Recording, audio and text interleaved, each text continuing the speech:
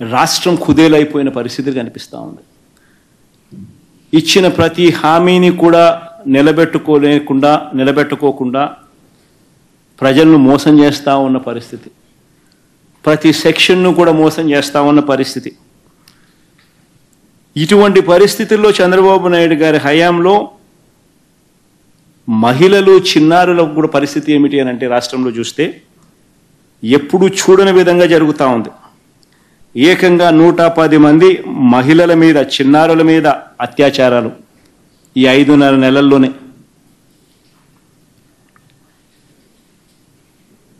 ఇందులో 11 మంది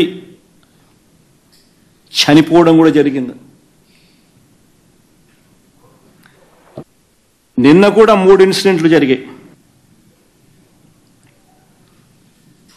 రాష్ట్రంలో ఈ 5.5 నెలల కాలంలోనే ఏకంగా రాష్ట్ర వ్యాప్తంగా 177 హత్యలు జరిగాయి.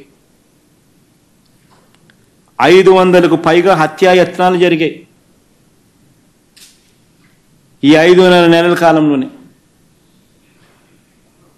ఇంతకుముందు నేను చెప్పినట్టుగా 110 మంది మహిళలు, చిన్నారుల మీద అత్యాచారాలు, లైంగిక దాడులు జరిగాయి. 11 మంది చనిపోవడము జరిగాయి. ఇంతమందిపై దాడులు జరుగుతూ ఉన్నా, మహిళలపై అన్యాయాలు జరుగుతూ ఉన్నాయి. బడ్జెట్ చూస్తే నీది మోసం, అబద్ధం,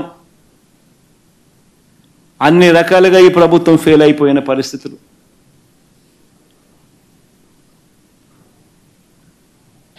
పిల్లలకు సంబంధించిన ఫీజు రీయింబర్స్మెంట్ ఇంతవరకు ఇలా పిల్లలు రోడ్డు ఎక్కుతున్నారు. ఆరోగ్యశ్రీకి సంబంధించిన, నెట్వర్క్ హాస్పిటల్కి సంబంధించిన బకాయిలు ఇంతవరకు 2300 కోట్లు దాటాయి, వాళ్ళు రోడ్డు ఎక్కుతున్నారు. పట్టించుకునే పరిస్థితి లేదు. 104, 108 ధర్నా చేస్తూ ఉన్నారు. అతలాకుతలం అవుతా ఉన్న పరిస్థితుల్లో నీ సూపర్ 6 ఒక మోసం, సూపర్ 7 ఒక మోసం, నీ బడ్జెట్ ప్రజెంటేషన్ ఒక మోసం, రోజు డైవర్షన్ టాపిక్స్. ఇలాంటి పరిస్థితులు నిన్ను ప్రశ్నిస్తే దేశంలో ఎక్కడా లేని విధంగా ఏకంగా 680 మందిపై, సోషల్ మీడియా యాక్టివిస్టులపై నువ్వు నోటీసులు ఇస్తావు. 147 మంది మీద కేసులు పెట్టావు. 49 మందిని అరెస్ట్ చూపించావు.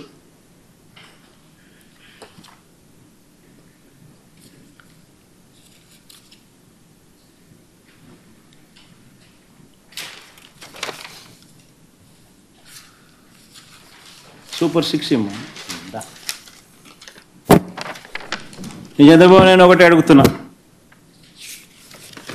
ఇదిగో నీ మోసం. ఎన్నికల వేళ నువ్వు చెప్పినావు ఇది చేస్తాను అని. ఇదిగో నీ సూపర్ 6.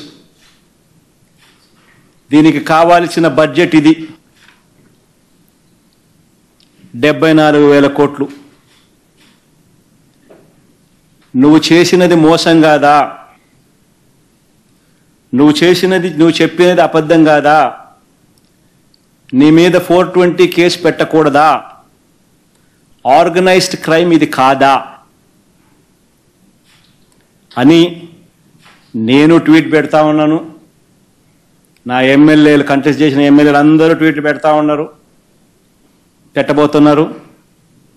మా పార్టీకి సంబంధించిన అందరూ కూడా ట్వీట్ పెట్టి నీ మీద ఎందుకు 420 కేసు పెట్టకూడదు, నువ్వు చేసినది మోసం కాదా అని వైఎస్ఆర్సీపీకి సంబంధించిన ప్రతి కార్యకర్తకు పిలుపునిస్తా ఉన్నాను. ఈ 2 కూడా ఇదే మాదిరిగానే పెడుతూ ట్వీట్ చేయండి. ఇన్స్టాగ్రాము, ఫేస్బుక్, వాట్సాప్, యూట్యూబ్ అన్నిట్లోనూ పెట్టండి. ఎంతమంది నేను అరెస్ట్ చేస్తాడో చూద్దాం. అరెస్ట్ చేయడానికి ఏదైనా ముందుకు వస్తే ఫస్ట్ నా దగ్గర నుంచి స్టార్ట్ చేయమని చెప్తున్నా. ఏమయ్యా నువ్వు చెప్పలేదా ఇవన్నీ? నీ మేనిఫెస్టోలో ఇవన్నీ లేవా? నీ బడ్జెట్ ఇది కాదా? నీ బడ్జెట్లో కేటాయింపులు, వీటికి సంబంధించిన కేటాయింపులు ఇవి ఉండాల్సింది కాదా? మరి ఎందుకు కేటాయింపులు చేయలేదు? చేసినందుకు, చేయనందుకు, మోసం చేసినందుకు, అబద్ధాలు చెప్పినందుకు నీ మీద 420 కేసు ఎందుకు పెట్టకూడదు అని ప్రశ్నిస్తూ రాష్ట్ర వ్యాప్తంగా ప్రతి ఒక్కరిని కూడా ట్వీట్ చేయబోతున్నాం.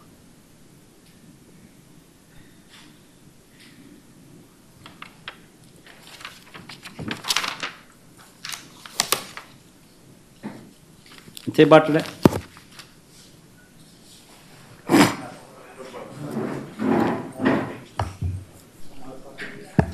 గంట 40 నిమిషాలు పట్టింది.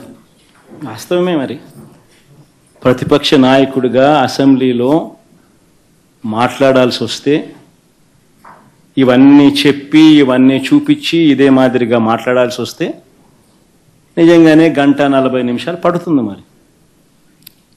మరి గంట 40 నిమిషాలు నాకు మైక్ ఇచ్చే పరిస్థితి అసెంబ్లీలో లేనప్పుడు, ప్రతిపక్ష నాయకుడిగా ఆ గుర్తింపు మీరు ఇవ్వనప్పుడు, ప్రతిపక్ష పార్టీగా మా పార్టీకి ఆ గుర్తింపు మీరు ఇవ్వనప్పుడు, ప్రతిపక్ష పార్టీగా గుర్తింపు ఉండేటివి రెండు పార్టీలు, రెండు కూటములు.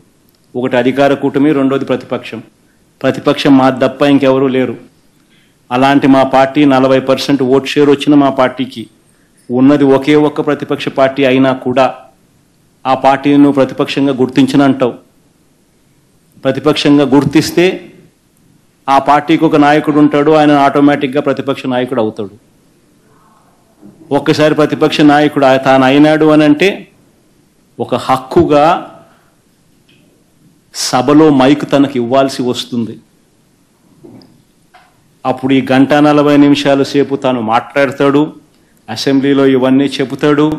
చెబితే చంద్రబాబు నాయుడు దగ్గర మాటలు ఉండవు, చెప్పడానికి సమాధానాలు ఉండవు. కాబట్టి నువ్వు ప్రతిపక్ష పార్టీగా గుర్తించడం లేదు.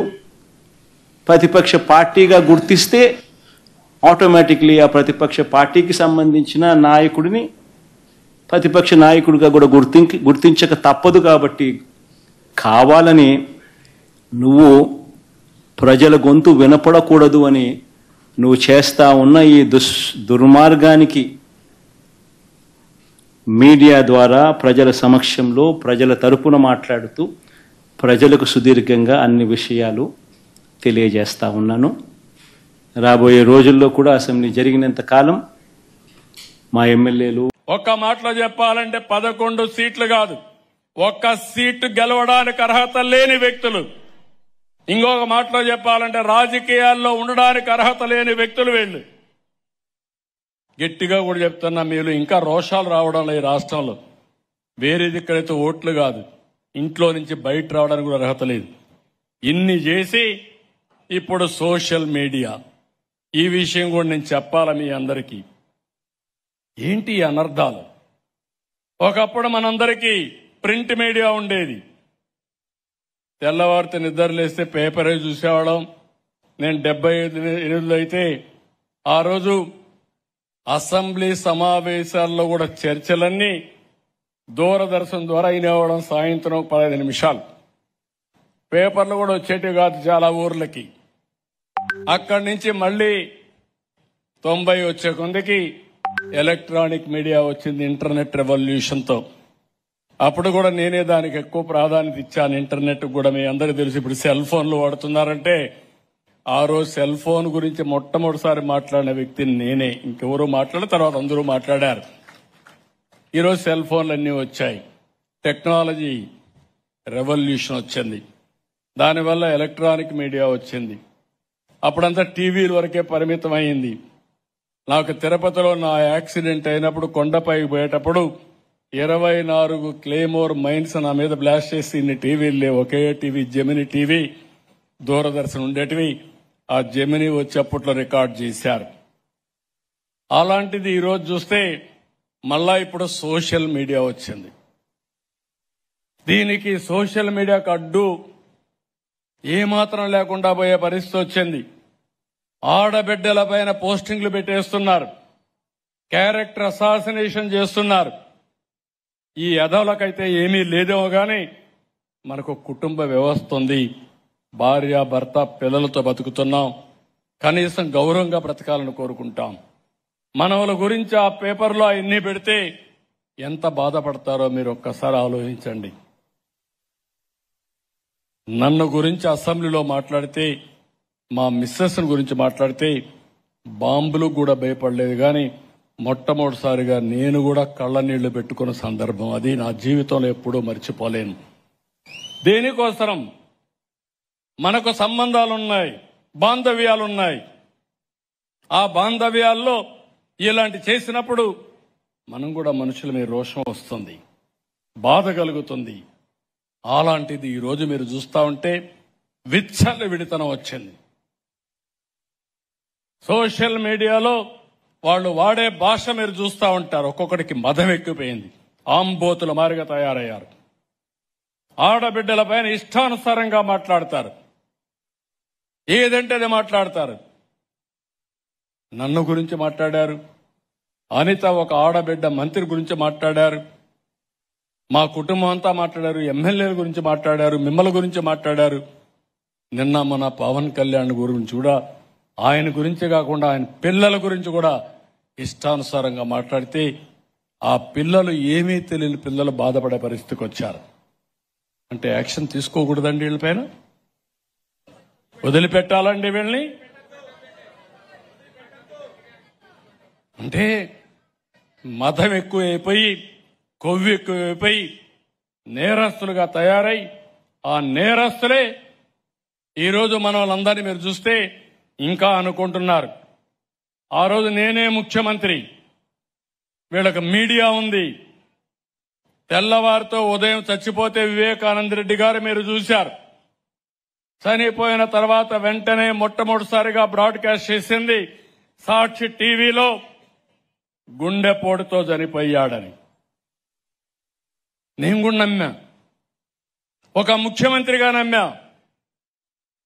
ముఖ్యమంత్రిగా నమ్మి నిజమేనేమో అనుకున్నాం. నేను ఎప్పుడు రాజకీయం చేయను, కానీ రాజకీయాల్లో మాత్రం నన్ను మోసం చేయాలనుకుంటే, నాతో ఆడుకోవాలంటే ఇవన్నీ వదిలిపెట్టనని చెప్పి మరొకసారి తెలియజేస్తున్నా. నా జీవితంలో ఎప్పుడు కూడా మీరు చూశారు, లా అండ్ ఆర్డర్ ఉండాలి. నాగరిక ప్రపంచంలో లా అండ్ ఆర్డర్ ఉంటేనే అభివృద్ధికి సాధ్యం. ఇప్పుడు కాదు, 95 నుంచి మీరు చూస్తే తీవ్రవాదుల పైన నేను పోరాడాను. దేనికోసం? నా స్వార్థం కోసం కాదు. మత విద్వేషాలు రెచ్చగొట్టే వాళ్ళని ఆ రోజుట్లోనే పోరాడి మత సామరస్యాన్ని కాపాడాం.